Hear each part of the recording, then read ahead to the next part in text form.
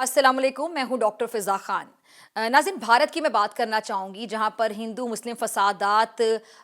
आए दिन होते रहते हैं और ये हेडलाइंस की ज़ीनत बनते हैं, हेडलाइंस की ख़बर बनते हैं। अब एक बार फिर से जो भारतीय शहर है नागपुर, वहाँ पर ये फ़सादात फूट पड़े हैं और भारत में जो इंतहापसंद हिंदू हैं उनका इस्लाम पर, मुसलमानों पर हमला करना कोई नई खबर नहीं है। अब ये वहाँ पर रोज़ के मामलात बन गए हैं क्योंकि शिद्दत वहाँ पे बढ़ती चली जा रही है। इसकी बहुत बड़ी वजह है कि वहाँ पर जो बीजेपी की हुकूमत है, जिस किस्म की स्पीचेस वो लोग करते हैं, इनके वुज़रा, जिस किस्म की बातें वहाँ पे की जाती हैं, लोगों को उकसाया जाता है, लोगों को पंप किया जाता है, इंतशार की आग भड़काई जाती है। अच्छा, भारत जो कि खुद को सेक्युलर इंडिया कहता है कि जी हम सेक्युलर हैं, तो जो सेक्युलर होने का जो इनका एक झूठा चेहरा है, जो मास्क पहना हुआ है, वो प्रॉपर एक्सपोज होकर रह गया। वजह क्या है? भारतीय इंतहापसंद हिंदुओं का इक़्तिदार पर कब्जा और आए दिन इस तरह के जो वाक़यात पेश आते हैं और मोदी के खासतौर पर दौरे इक़्तिदार में मुसलमान और इस्लाम दुश्मनी बहुत ज़्यादा उरूज पर पहुंची है। और सेक्युलर होने का मतलब, ज़रा ये दोबारा डिक्शनरी खोल लें और जाकर पढ़ें कि सेक्युलर के स्पेलिंग क्या होते हैं, इसका मतलब क्या होता है।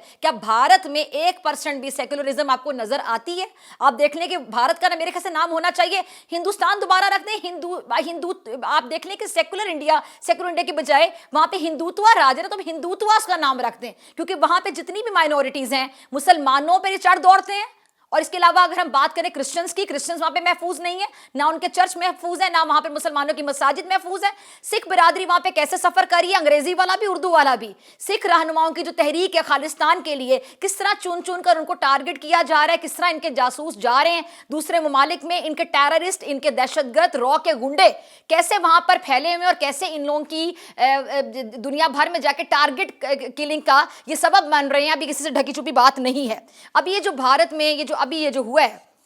वाकया, मैं इसकी तरफ आती हूँ, लेकिन ये देखिए मसाजिद को शहीद करना, मुसलमानों की इमलाक को तबाह करना, मुसलमानों के जो राइट्स है, बेसिक राइट्स, बुनियादी जो राइट्स हैं, उनके हकूक हैं, उनको गजब करना, बाकायदा ये नरेंद्र मोदी जो वहाँ का वजीर आजम, उसका तुरा इम्तियाज बन चुका है और उसको शर्म भी नहीं आती है। बल्कि अगर आप देखिए कि मोदी की प्रमोशन कैसी हुई है कि गुजरात का कसाब जिसके हाथ मुसलमानों के लहू से रंगे हुए हैं, मुसलमानों के खून से रंगे हुए हैं, तो आप ये देख लें कि वहाँ पर क्या माइंड सेट है, वहाँ पर क्या नफ्सियात है वहाँ के वोटर्स की, कि वजीर आला जब ये था तो वजारत आला से प्रमोशन हुई इसकी। क्यों? क्योंकि मुसलमानों के कत्ल से इसके हाथ रंगे हुए हैं, मुसलमानों के खून से इसके हाथ रंगे हुए हैं और वो वजारत आला से वजारत उज़्मा की कुर्सी पे विराजमान हो जाता है। और फिर जितनी इंतहा पसंदी फैलाता है, जितनी शर पसंदी फैलाता है, मुसलमानों पर जितना जुल्म करता है, जितनी डिस्क्रिमिनेशन करता है, उतना ही इसका वोटर खुश होता है। मुझे तो उस वोटर की भी नफ्सियात समझ नहीं आती है। इंतहा पसंद नरेंद्र मोदी की क़यादत में भारत में जो इस्लाम मुखालिफ एजेंडा है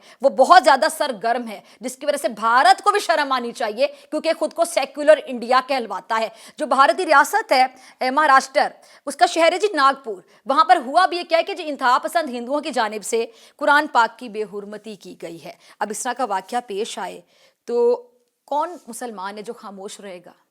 कौन मुसलमान है जिस बात को बर्दाश्त करेगा? कोई भी नहीं करेगा। बजरंग दल का एहतजाज जो हो रहा था उसके दौरान कुरान पाक जलाने की जब अफवाहें आई और उसके बाद नागपुर में हिंदू मुस्लिम कशीदगी अरूज पर पहुंच गई। अब जब ये खबर आती है और अब आप हैरान होंगे कि एहतजाज क्या जी, औरंगजेब का जो मकबरा है उसको हटाने का मुतालिबा। ये जो मुगल एम्परर्स हैं जिन्होंने हुक्मरानी की है इनके ऊपर, मुसलमान बादशाहों ने, इनको अभी तक उनका मकबरे की फॉर्म में भी वजूद एक्सेप्टेबल नहीं है। ये है इनकी नफ्सियात, ये है इनका कॉम्प्लेक्स, ये है इनका एहसास से कमतरी कि मुसलमानों ने इनके ऊपर जो हुकूमत की है उस चीज का ये चुन चुन कर बदला ले रहे हैं और ये मुसलमानों को दबाने की वहां पर कोशिश कर रहे हैं, मुसलमानों के लिए जमीन को वहां पे तंग कर रहे हैं। तो फिर इस बात से एक और चीज साबित होती है ना, दो कौमी नजरिया जो कि पेश किया गया था, जिसकी बुनियाद पर पाकिस्तान बना था, टू नेशन थ्योरी, ये उस चीज का भी बाकायदा एक सबूत है कि बिल्कुल सही प्रिडिक्ट किया उस टाइम पर हमारे बाउजदाद ने कि जब पाकिस्तान बनाने के लिए स्ट्रगल की गई कि दो कौमी नजरिया है, हम और ये इकट्ठे नहीं रह सकते। अब आप देख लें कि जब भी ईद उल अज़हा आती है हर साल, तो जो गाय की कुर्बानी करता है तो वहाँ पर जो बहुत ज़्यादा इंतहा पसंद हिंदू हैं वो टोलों की शक्ल में छुरियाँ चाकू लेके मुसलमानों के पीछे चढ़ दौड़ते हैं। وہ مسلمانوں کی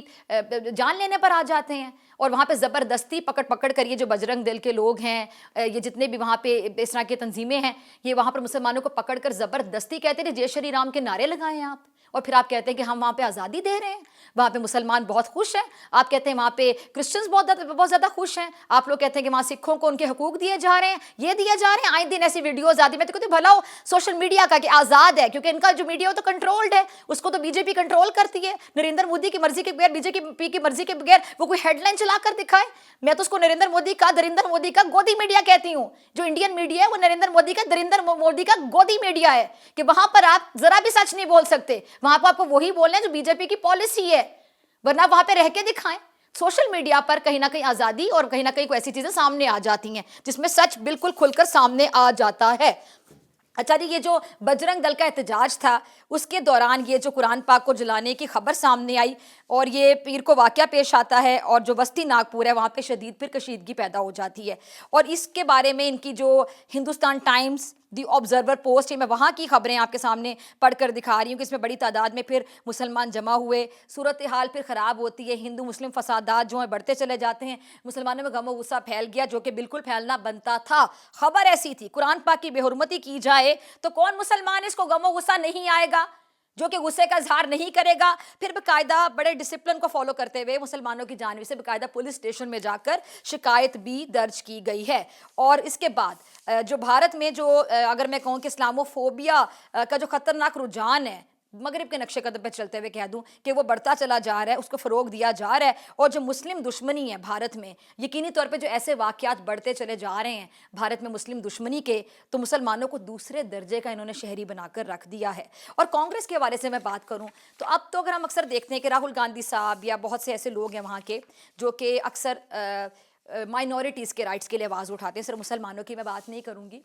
بڑی تعداد میں وہاں پہ مائنورٹیز ہیں، ان کی رائٹس کے لیے اکثر آواز اٹھاتے ہیں، لیکن اگر وہ حکومت میں آ جائیں تو کیا پریکٹیکلی مسلمانوں کے رائٹس کے لیے کوئی کام کر کے دکھائیں گے، یا پھر یہ ووٹ لینے کے لیے ایک ٹیکٹک ہو سکتی ہے، اسٹریٹجی ہو سکتی ہے، یا پھر سٹنگ گورنمنٹ پہ تنقید کرنے کا ایک بہانہ ہو سکتا ہے، یہ بھی سوال ہے۔ اور اس کے ساتھ ساتھ جو انٹرنیشنل لیول پر، بین الاقوامی سطح پر جو انسانی حقوق کے علمبردار بنے ہوتے ہیں، انسانی حقوق کی، ہیومن رائٹس کے جو چیمپئن بنے پھرتے ہیں، میرا جو ان سے سوال ہے اس پلیٹ فارم سے کہ آپ لوگ اگر کچھ نہیں کر سکتے، وہاں پر اتنا جو ظلم ہو رہا ہے مسلمانوں پر بھارت میں، یہ جو غیر انسانی قسم کے اقدامات ہو رہے ہیں وہاں پہ، آپ اپنی مرضی سے عبادات نہیں کر سکتے ہیں، آپ جا کے مسجد میں نماز نہیں پڑھ سکتے ہیں، مساجد کو وہاں پہ مسمار کیا جاتا ہے، وہاں پہ کرسچنز کو آزادی نہیں ہے، کھل کر آپ فضا میں سانس نہیں لے سکتے ہیں، سکھوں کو کس طرح وہاں پہ ٹارگٹ کیا جاتا ہے، کیا کرتے ہیں وہ صرف خالصتان کا مطالبہ کرتے ہیں، تو ان کی جان کے دشمن بن گئے ہیں، جو زیادہ آواز اٹھاتے ہیں اس کے لیے دوسرے ملکوں میں بھی چڑھ دوڑتے ہیں یہ، اور وہاں پہ جا کے اپنے جاسوس بھیج کر ٹارگٹ کلنگ کرواتے ہیں۔ تو جو انسانی حقوق کے حوالے سے بات کرتے ہیں، ہیومن رائٹس کے حوالے سے بات کرنے والے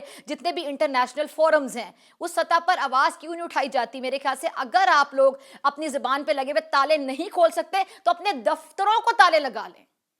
اب نہیں تو کب؟ مجھے دیجیے اجازت، اپنا بہت خیال رکھیے گا، اللہ نے کے بعد۔